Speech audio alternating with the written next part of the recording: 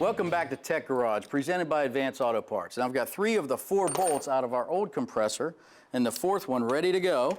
We've got the wiring harness disconnected down on the bottom. Be gentle. You don't want to be splicing any of those small wires on there.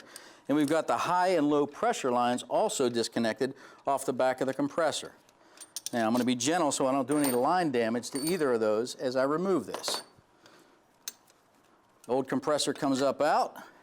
Here you go, John. Perfect. Now a couple things you want to do prior to putting your other compressor in, just take a look at it. Make sure that you have a right configuration, the bolt pattern's right, and just as importantly, make sure your belt here, your serpentine grooves, the pulley looks good, everything looks great. Now be careful carrying this. It comes preloaded with a little bit of oil. We'll put it in. You should have that work done in a moment. You got it.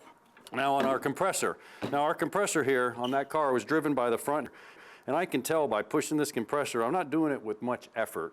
What's that telling me? Well, it takes a little effort to turn them over. So what's probably going on inside of there is it's come apart. That's why it's so important that we replace the orifice tube along with the accumulator. When you buy a compressor, you have to do both, because if that came apart, there's some debris around the system.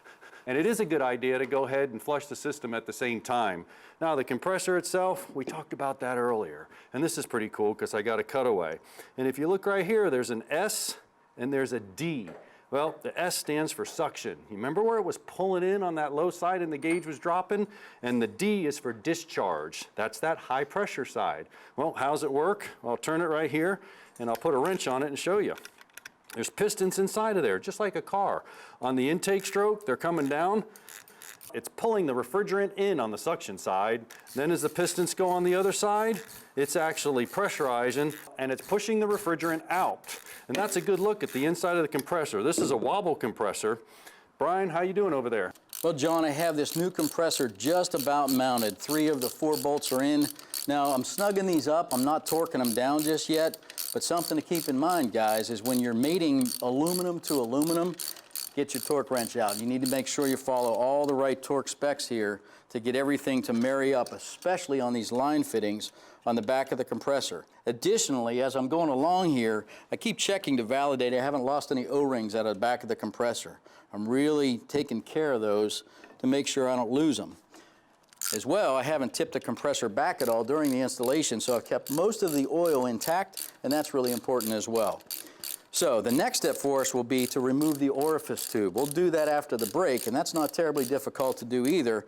But I put the compressor back in place here because, frankly, we have a lot of space with the airbox removed where we can work. And I like to just verify and validate all the lines are going to reconnect properly. Now, another tip for you. With any compressor job, you want to make sure you understand the warranty requirements. So in this case, we have to have proof for the warranty to be intact on the compressor.